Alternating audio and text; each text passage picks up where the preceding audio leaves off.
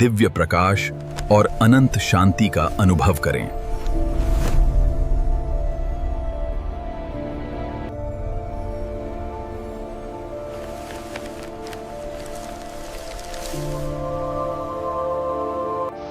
Praise the Lord, जय मसीह की। आइए, आपका स्वागत है स्वर्ग की अंतर्दृष्टि में।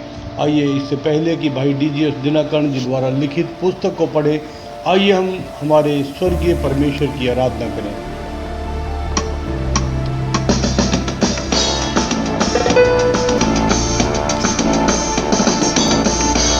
यहोवा मेरे तेरे वर्गा नहीं कोई जमाने दे। यहोवा मेरे तेरे वर्गा नहीं कोई जमाने दे। तेरे ही रहम दे सदका असी जो देते बस दे।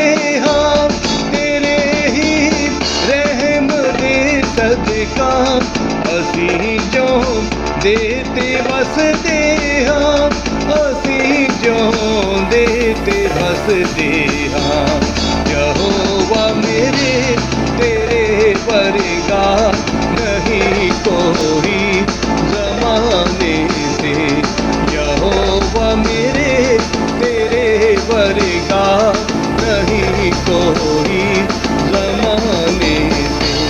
तू खुद ना सोवे ना आके ते सानू राम देना है। तू खुद ना सोवे ना आके ते सानू राम देना है। तू देवे नींद खुद सानू ते सानू राम देना है। तू देवे नींद खुद सानू ते सानू राम देना है। ते सानू राम देना है।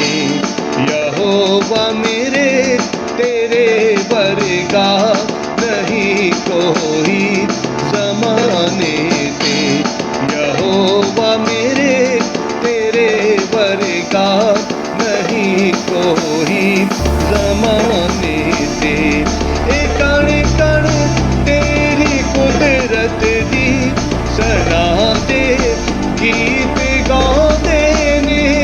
एक कण कण तेरी कुदरत दी सना दे गीत गाते ने। ए पंछी उड़ते फिरते ने, ए फुल भी मुस्कुराते ने। ए पंछी उड़ते फिरते ने, ए फुल भी मुस्कुराते ने। ए फुल भी मुस्कुराते ने।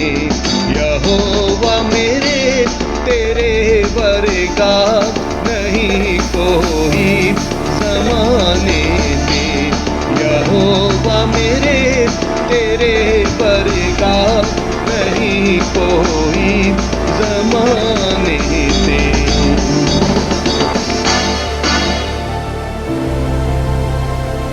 आओ, स्वर्ग की अंतर्दृष्टि में आपका एक बार फिर स्वागत है।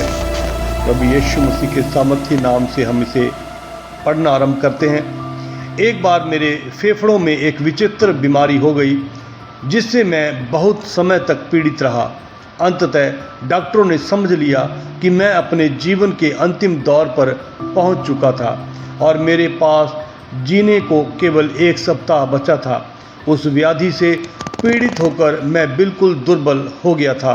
एक दिन मैंने अपने ऊपर एक घोर अंधकार को छाते हुए और आत्मिक एवं मानसिक रूप से मुझे दबाते हुए महसूस किया।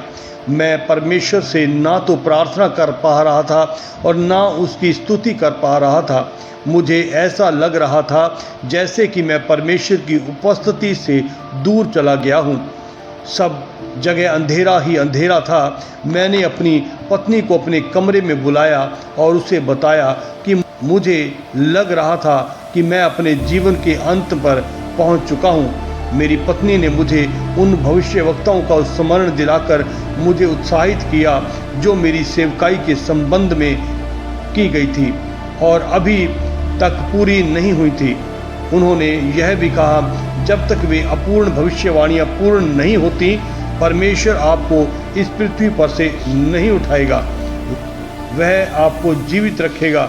परंतु जब वे कमरे में से बाहर चली गईं और मैं बिल्कुल अकेला हो गया और फिर सब तरफ से अंधकार की लहरों से घिर गया, मेरे लिए निम्नलिखित पद पूर्णतया सच हो गया।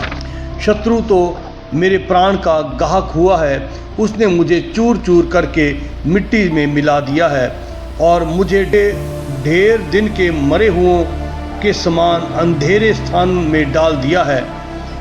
मेरे आंखों से निराशा के आंसुओं की अविरल धारा बहने लगी। अचानक पवित्र आत्मा की उपस्थिति ने उस कमरे को भर दिया और मैंने प्रभु यीशु को मेरे निकट देखा। उसने मुझसे एक सीधा प्रश्न पूछा, कई बार तूने मुझसे यह प्रार्थना की है कि तेरी सेवकाई को और अधिक सामर्थ्य बनाने के लिए मेरे अभिषेक और पवित्र आत्मा के वरदानों को पाने हेतु तू किसी भी प्रकार का दुख उठाने को तैयार है, तो फिर अब तू क्यों रो रहा है? क्या तू इस थोड़े से दर्द को सहन नहीं कर सकता? उसी पल मैंने जोर से रोते हुए कहा, हे प्रभु, यह दर्द असहनीय है, मेरे कुड़कुड़ाने को तू क्षमा कर। जो दूसरा प्रश्न उसने मुझसे पूछा वह था, तेरे पास आत्मिक दायरे में बहुत से मित्र थे, उन्होंने प्रतिज्ञा की थी कि जब भी तू संकट में होगा वे तेरे पास होंगे और उस संकट में से बाहर निकलने में तेरी सहायता करेंगे। अब वे सब कहाँ हैं? मैंने दीनतापूर्वक उसे उत्तर दिया, हे प्रभु, मुझे नहीं मालूम। यह सुनकर वह बोला, अब तू जानेगा कि मनुष्य है और परमेश्वर परमेश्वर है। अब तेरे मित्र तेरी सहायता करने नहीं आए, मैं ही केवल फिर से तेरे पास आया हूँ। तुझे हर समय केवल मुझ पर भरोसा रखना सीखना होगा। उसने तीसरी बात मुझे दिखाई, यह वह थी यूहन्ना 15:2 के अनुसार, तू एक फलवंत डाली है, तो यह स्वाभाविक है कि मेरा स्वर्गीय पिता तुझे छांटे ताकि तू हर प्रकार से पहले से भी अधिक फल लाए। तू उन करोड़ों लोगों की चंगाई पहुंचाने के लिए प्रयोग किया जा रहा है जो कि बीमारी के बिस्तर पर पड़े हैं। जब तक तू ऐसे समान अनुभव से नहीं गुजरेगा, तू मेरे लोगों के दुखों को कभी नहीं जानेगा जो कि बीमारी के बिस्तर पर पड़े हैं। इसी कारण मैंने तुझे इस पीड़ादायक अनुभव में से गुजरने दिया है।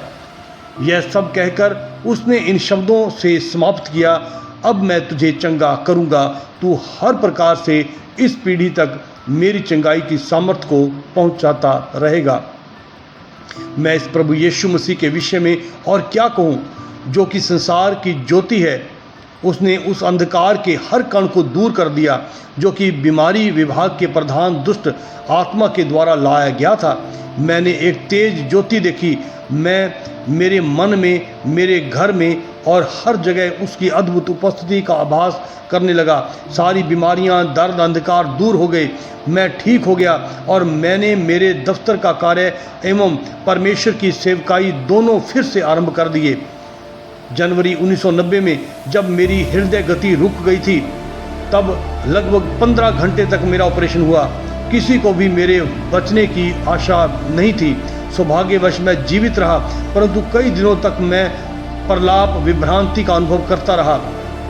जब रात आती थी तो मुझे शामक दवा से की सबसे भारी मात्रा दी जाती थी ताकि मैं थोड़ी देर सो जाऊं, परंतु मैं 1 मिनट भी सो नहीं पाता था। मुझे अचानक ऐसा लगता था जैसे कि मैं किसी पर्वत के शिखर पर अकेला लेटा हुआ हूँ। कभी कभी मुझे ऐसा लगता था जैसे कि मैं सुनसान समुद्र तट पर अकेला हूँ और मेरे आसपास तूफानी लहरें उठ रही हैं। कभी कभी एक अन्य दृश्य में मैं अपने आप को एक घने जंगल में अकेला पाता था और शेर व बाघ जैसे भयंकर जानवर ललचाते हुए मुझे हर तरह से छू रहे थे। वास्तव में मैंने यह घोर दबाव नर्क के अंधकार की शक्तियों की ओर से अनुभव किया था। फिर एक विशेष समय पर इस दर्द एवं कष्ट को सहन करने में असमर्थ होने पर मैंने सोचा कि मैं प्रभु से निवेदन करूंगा कि वह मुझे इस संसार से उठाकर अपने पास स्वर्ग में ले जाए। उसी पल मेरे ऊपर मेरे कमरे में पवित्र आत्मा उतरा। कमरे में बाकी सब कुछ गायब हो गया। मैंने अपने बेटे डॉक्टर पॉल के चेहरे का दर्शन देखा, जिस पर समस्त संसार का दुख झलक रहा था। उसकी आंखों की नज़र यह कहती प्रतीत हो रही थी, डैड, यदि आप चले जाएंगे तो मैं अकेले यह सेवकाई एवं विश्वविद्यालय कैसे संभालूंगा। उस समय पवित्र आत्मा मुझे यह सिखाना चाह रहा था, यदि तू चला जाए तो इस विश्वविद्यालय के संस्थापन से संबंधित 10 लाख $US का कर्जा बैंक को वापस कौन चुकाएगा। क्षण भर में पवित्र आत्मा की इस भेंट ने मेरी मनोवृत्ति को बदल डाला। मैंने मन ही मन निश्चय किया कि मैं परमेश्वर से मुझे उठा लेने के लिए विनती नहीं करूंगा, परंतु मुझे अच्छा स्वास्थ्य देने के लिए निवेदन करूंगा, ताकि मैं इस बड़े कर्ज को चुका सकूं। स्वर्ग से एक महान शांति मेरे अंदर आई। मैं अपने चारों तरफ परमेश्वर की उपस्थिति को महसूस कर रहा था। जो अंधकार की लहरें अब तक मुझे हर तरफ से घेरे हुए थी और निराशा उत्पन्न कर रही थी, वे मेरे ऊपर आने से रुक गई और गायब हो गई। धीरे धीरे मैं स्वस्थ हो गया। ओह, बीमारी का यह विभाग भयंकर है और किसी को भी मृत्यु तक पीड़ा उठाने को विवश कर सकता है। जनवरी 2007 में मैं मदुरई नामक शहर में मेरे बेटे डॉक्टर पॉल दिनाकरण के साथ एक सभा में प्रचार कर रहा था। वहाँ पर मैं बहुत बीमार पड़ गया और 3 सप्ताह तक अस्पताल में पड़ा रहा। वहाँ पर मुझे एक विचित्र अनुभव प्राप्त हुआ, क्योंकि मैं बहुत अधिक पीड़ा में था और मैं यह देखकर डर गया कि सारी दुष्टता की आत्मिक सेना जो आकाश में है मेरे अस्पताल में कमरे में थी। पूरे 3 दिन तक मुझे अपनी आत्मा में घुटन महसूस हुई। मेरे बेटे ने उन सब दिनों में हमारे मित्रगण के द्वारा 24 घंटे लगातार उपवास और प्रार्थना का संबंध कराया। परमेश्वर का धन्यवाद हो, 3 दिन के बाद सारी दुष्ट शक्तियाँ भाग गईं। धीरे धीरे मैं हर प्रकार से ताज़ी हवा का सेवन कर सका। यह मेरी आदत बनी रही कि जब भी मैं ऐसी संकट में फंस जाता हूँ तो निम्नलिखित पद के अनुसार मैं अपने जीवन का परीक्षण करता हूँ। दुख के दिन सोच सबो उपदेशक 7 अध्याय उसका 14 में। धन्यवाद करते हैं, ऐसा परमेश्वर कहीं नहीं है जो हमें हर एक बीमारी, हर एक पीड़ा में हमें आकर माँ की तरह तसल्ली देता है। मैं धन्यवाद करता हूँ उस परमेश्वर का जिसने हमें इस काबिल बनाया कि हम आप तक ये पुस्तक पढ़कर आपको तक पहुँचा सके, वीडियो बनाकर। मेरा विश्वास है आप जैसे जैसे इस पुस्तक को सुनते जाओगे आपके आत्मिक स्तर में बढ़ोतरी होगी। जय मसीह की। दिव्य प्रकाश और अनंत शांति का अनुभव करें।